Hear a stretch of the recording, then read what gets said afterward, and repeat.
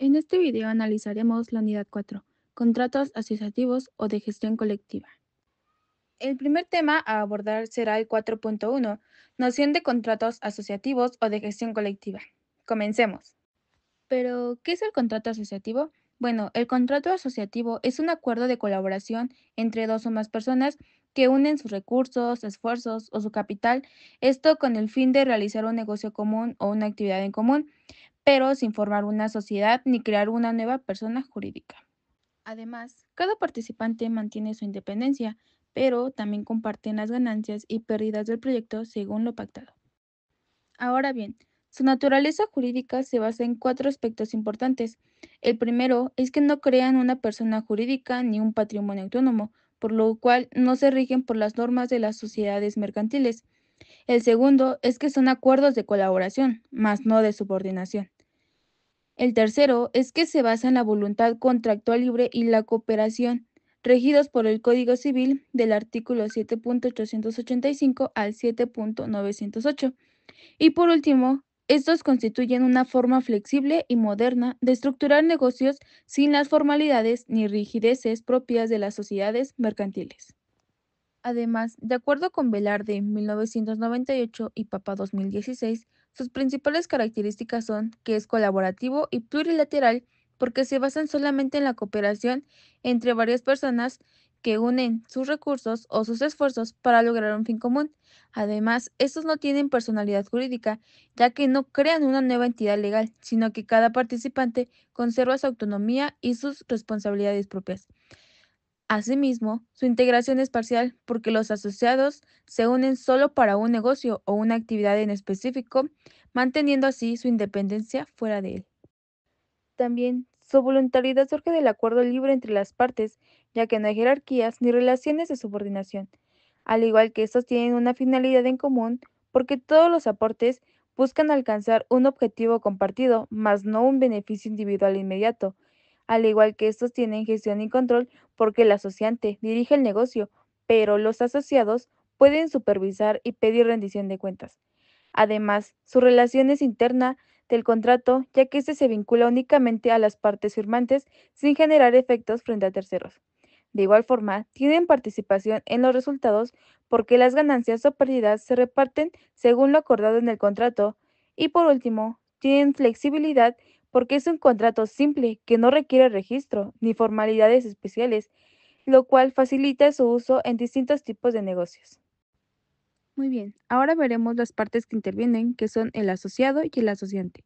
El asociado es la persona física o jurídica que aporta bienes, capital o servicios para el desarrollo del negocio común con el objetivo de obtener un rendimiento económico o participación en las ganancias. Asimismo, este mantiene su independencia y no se integra como socio ni como accionista. Y el asociante es la persona física o jurídica que funge como gestor principal del negocio, responsable de llevar adelante las actividades y generar los resultados que luego se distribuirán entre las partes. Asimismo, es quien recibe los aportes del asociado, como dinero, bienes o servicios, y los utiliza conforme a lo pactado. Cabe resaltar que estos tienen derechos y obligaciones. Empecemos por los derechos. Los derechos que tiene el asociado son: 1. Exigir la ejecución del negocio pactado, asegurando que el asociante cumpla con las operaciones acordadas. 2. Participar en las ganancias según la proporción establecida. 3. Retirar su capital o aporte al finalizar el contrato en los términos pactados. 4. Fiscalizar y supervisar la gestión del negocio, pudiendo solicitar informes y rendición de cuentas al final de cada ejercicio o al concluir la actividad. 5. Ser informado del uso de los aportes, ya que su contribución debe destinarse al fin común. Y sexto, participar en las pérdidas solo en la proporción pactada y dentro de los términos y límites establecidos. Y los derechos del asociante son: 1. Recibir el aporte del asociado, dinero, bienes o servicios para desarrollar la actividad pactada. 2. Dirigir, administrar y gestionar el negocio como responsable principal de la operación. 3. Usar el aporte del asociado de la manera prevista en el contrato para cumplir con la finalidad común. 4. Obtener su participación en las utilidades y pérdidas según lo acordado. Y por último, quinto, actuar y tomar decisiones operativas sin subordinación frente al asociado, siempre representando y respetando el contrato. Ahora vamos a ver las obligaciones de cada parte. Primero, los asociantes tienen como principal obligación dirigir el negocio objeto del contrato. También deben de disponer del aporte del asociado en la forma que se ha pactado. Y por último, en caso de pérdidas, deben absorberlas según lo que hayan pactado. Lo que respecta al asociado, debe de hacer una aportación a favor del asociante. Esta puede ser en dinero, bienes o servicios. También debe realizar prestaciones y colaborar con la obtención de una finalidad común, esto sin dejar de lado su propia actividad. Y por último, también debe contribuir en las pérdidas en la medida y en los términos que se establezca en el contrato. Ahora vamos a hablar del concepto del Código Civil del Estado de México. Nos dice en su artículo 7.885 que la asociación civil es un contrato por el cual se reúnen de manera que no sea enteramente transitoria dos o más personas para realizar un fin común y que no tenga carácter preponderantemente económico. Y ahora es importante ver la diferencia de los contratos asociativos y las sociedades. Primeramente, vamos a tener que un contrato asociativo no es una persona jurídica. Los miembros se unen para lograr un fin común, pero mantienen su individualidad. Estos además no tienen una razón social y no hay una subordinación. Por su parte, las sociedades debe existir un patrimonio separado del de los socios que les permita contraer derechos y obligaciones. Estas sí tienen una razón social y sí existe una relación de subordinación. Contrato de sociedad civil. ¿Qué es un contrato de sociedad civil? Es un contrato privado entre dos o más personas que desean realizar una actividad con fines de lucro. De acuerdo al artículo 7.909 del Código Civil del Estado de México, establece que la sociedad civil se constituye mediante un contrato por el cual los socios se obligan a combinar sus recursos o sus esfuerzos para la realización de un fin de carácter económico. Dicho de este modo, los socios pueden aportar tanto trabajo, que los convertiría en socios industriales, como en bienes o dinero, que los convertiría en socios capitalistas. Dentro de los requisitos encontramos: número 1. Fondo común o aportaciones de cada socio. Esto se refiere a que cada socio debe de aportar algo a la sociedad. Número 2. Lucro o ganancia común. En este caso, el objeto de la sociedad es obtener ganancias. Esto se refiere a que todos los socios deben de afrontar tanto ganancias como posibles pérdidas. Y como punto número 3, el affectio societatis. Esta se refiere a la intención de constituir la sociedad o querer asociarse. Elementos formales de la sociedad. El artículo 7.911 del Código Civil del Estado de México establece que el acto por el cual se constituya o modifique una sociedad debe constar por escritura pública que se inscribirá ante el Registro Público de la Propiedad. Dicho de otra manera, para crear una sociedad o hacerle cambios importantes no basta con un acuerdo entre socios, sino se tiene que hacer formalmente en una escritura pública y luego registrarse para que tenga efectos ante todos. ¿Quiénes intervienen en el contrato de sociedad civil? Primeramente, debemos saber que los participantes principales de este contrato se llaman socios. Tenemos al socio capitalista.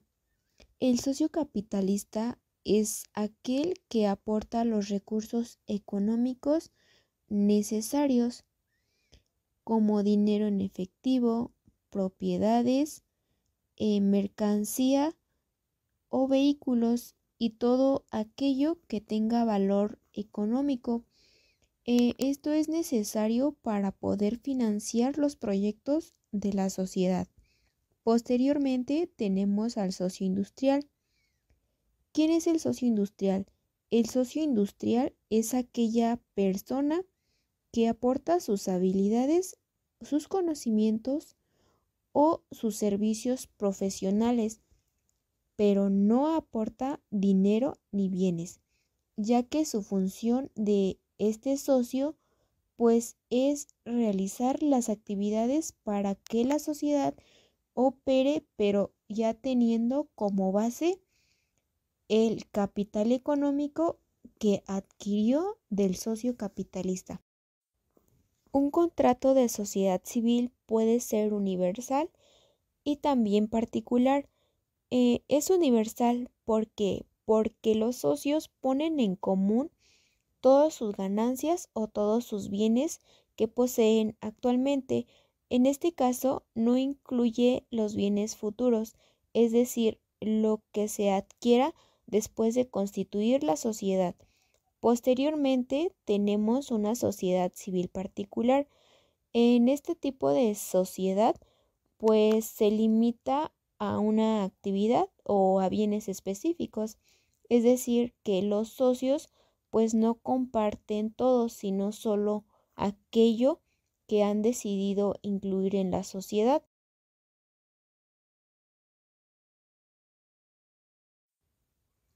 ¿Cuáles son las principales características que debe contener el contrato de sociedad civil? En primer lugar, se debe basar en la confianza y colaboración. Dicho de otro modo, los socios deben confiar entre sí y trabajar de manera conjunta, porque cada uno aporta algo para poder llegar a un fin común. En este caso, los socios aportan dinero, bienes o prestan sus servicios. Por otra parte, no busca un lucro mercantil, porque una sociedad civil no tiene como finalidad u objetivo realizar actos de comercio. En este caso, su fin puede ser económico, pero no comercial.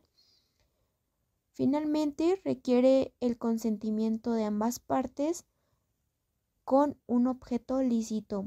Esto es que para que el contrato tenga validez, todos los socios deben de estar de acuerdo y pues la actividad a la que se van a dedicar debe de ser meramente legal. A continuación mencionaré el contenido del contrato de sociedad civil. Primeramente, tenemos que se debe identificar los datos de cada persona que formen parte de la sociedad. Luego, la razón social, que es el nombre con el que la sociedad va a operar, es decir, la identidad de la sociedad frente a terceros. Luego, el objeto es la actividad o finalidad a la que se dedicará la sociedad.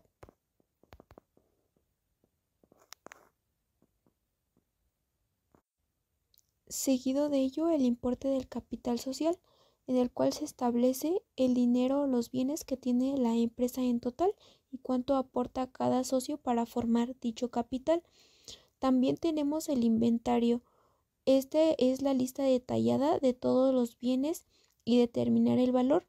Luego el domicilio social, que es la dirección donde la sociedad tiene su sede o el lugar principal de sus operaciones. Finalmente, la duración, en el cual se indica el tiempo por el cual existirá la sociedad, ya sea por años o dependiendo si es de un proyecto específico. Y para culminar, las reglas aplicables y los estatutos sociales, que son las normas sobre cómo se va a gestionar la sociedad, cómo se administra y cómo se toman dichas decisiones, asimismo las facultades que tiene cada socio. De igual manera se establecen los derechos y las obligaciones y la forma en cómo se van a distribuir las ganancias y pérdidas.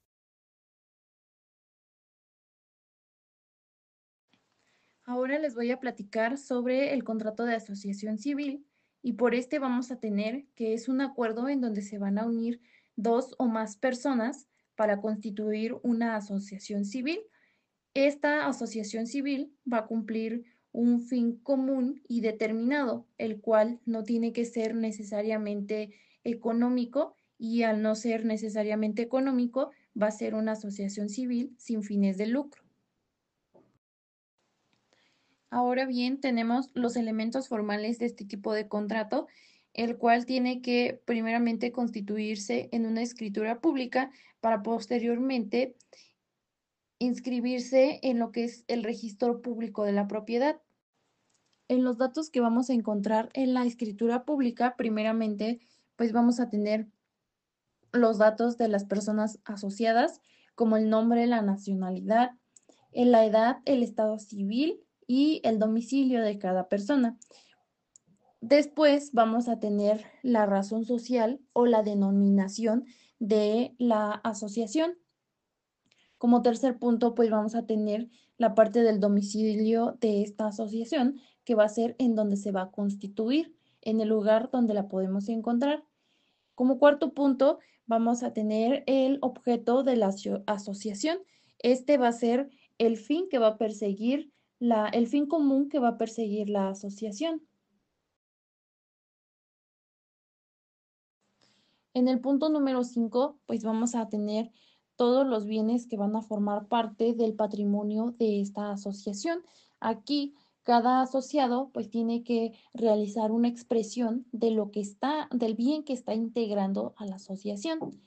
En el punto número 6, pues vamos a encontrar el nombre de la persona que va a ser el director, el representante y pues quien va a administrar lo que es la asociación y también pues se van a establecer aquí mismo las facultades que va a tener esta persona. En el punto número 7 se va a hablar sobre la duración. Esta duración pues va a ser establecida por todos los asociados y finalmente vamos a tener el punto 8 que nos habla sobre los estatutos. Ahora bien, en la constitución de la asociación civil, pues vamos a tener tres aspectos importantes. El primero va a ser el de las personas. Este nos dice que para constituir una asociación de este tipo, primeramente necesitamos como mínimo 2 personas. No establece un límite de personas para que podamos constituir una asociación como esta.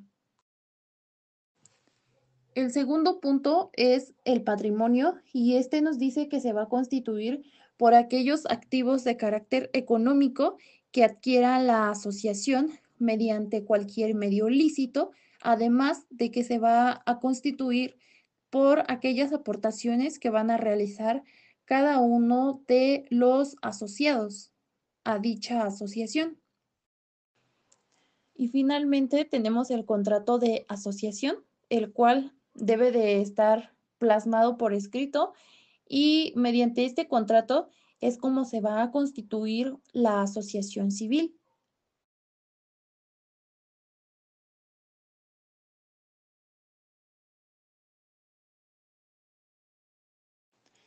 Ahora vamos a hablar de una manera un poco más clara sobre lo que debe de contener este contrato.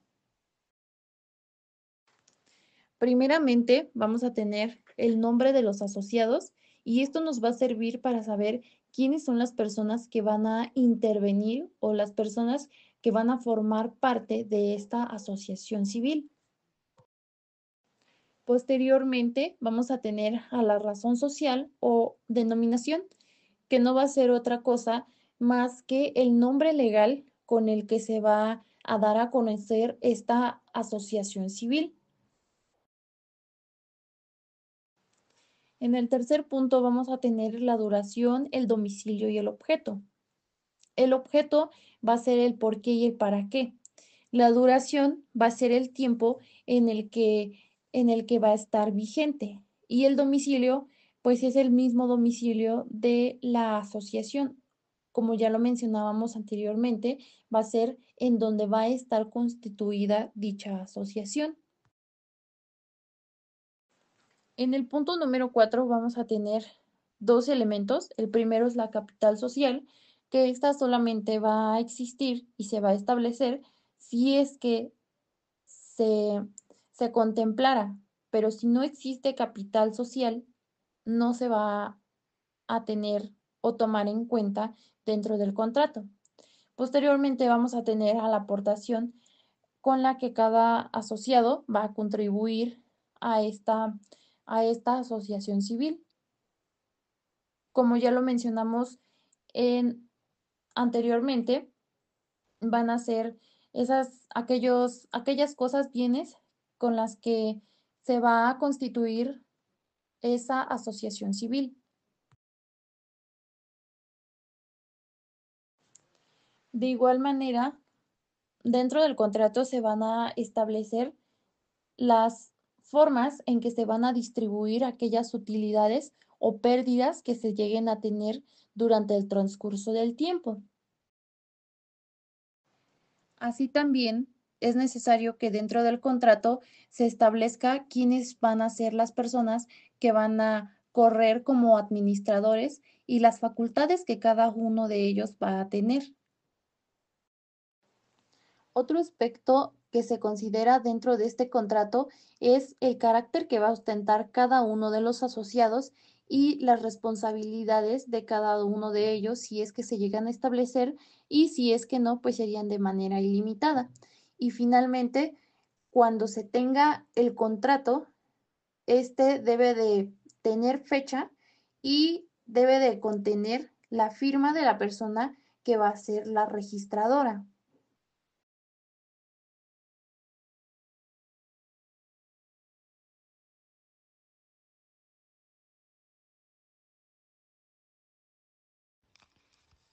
Características de los contratos de asociación civil. Como punto número 1 tenemos que es de carácter plurilateral, es decir, es un convenio entre dos o más personas que se obligan mutuamente. Como punto número 2 tenemos que es un fin común no preponderantemente económico. Aquí quiere decir que los asociados se unen para lograr un objeto principal. No tienen como propósito la ganancia económica y es una diferencia de la sociedad civil. Como punto número 3 tenemos la formalización. Se requiere que el contrato se redacte en escritura pública y también se inscriba en el registro público para ser válidos frente a terceros y frente a la sociedad. Como punto número 4 tenemos el contenido del contrato. Este debe incluir datos como el nombre, el domicilio y también la edad de los asociados, entre pues más cuestiones. Aquí el objeto principal no debe ser de un fin lucrativo, a diferencia de las sociedades mercantiles. Como punto número 5 tenemos el patrimonio. Este se forma con las aportaciones de los asociados, ya sea dinero, bienes o trabajo. También el patrimonio pertenece a la asociación, no a los asociados de manera individual. Y los asociados no pueden reclamar reembolso de sus aportaciones al retirarse. Derechos y obligaciones del contrato de asociación civil. El contrato de asociación civil genera derechos, pero también genera obligaciones recíprocas, tanto para los asociados individualmente como para la asociación como persona moral. Ahora bien, empecemos con los derechos de los asociados. Como primer punto tenemos voz y voto de la asamblea. Aquí tienen derecho a asistir a las asambleas generales, participar en las deliberaciones y emitir su voto. Como punto número 2 tenemos la vigilancia y la fiscalización. Los asociados tienen derecho a examinar los libros de contabilidad y los demás documentos de la asociación con el fin de vigilar que las cuotas y los recursos se dediquen al fin que les corresponde o al fin que fue creado. Como punto número 3, tienen que ser electos, es decir, ellos tienen derecho a ser elegidos para ocupar cargos en los órganos de administración o de dirección, conforme a lo que establezcan los estatutos. Ahora hablemos de las obligaciones de los asociados. Como punto número 1 tenemos las aportaciones o cuotas, que aquí deben cumplir con la obligación de realizar las aportaciones pactadas en el contrato constitutivo, ya sea dinero, bienes o trabajo, y también pagar las cuotas periódicas que se establezcan para el sostenimiento de dicha asociación. Como punto número 2 tenemos el cumplimiento de estatutos y acuerdos. Ellos tienen que acatar y cumplir rigurosamente con los dispuestos en los estatutos sociales y con los acuerdos válidamente adoptados por la Asamblea General y también adoptados por los órganos de gobierno. Y finalmente tienen que ser leales al objeto social, es decir, tienen que dedicar sus esfuerzos y recursos, en su caso, a la realización del fin común lícito de la asociación. Derechos y obligaciones de la asociación, pero ahora como persona moral. Recordemos que una persona moral es la suma de las personas físicas que se alían con un fin comercial o no lucrativo. Y a pesar de que no son intangibles, tienen un marco legal de derechos y obligaciones, en este caso fiscales. Ahora bien, hablemos de los derechos de la asociación. Como punto número 1 tenemos la administración y representación.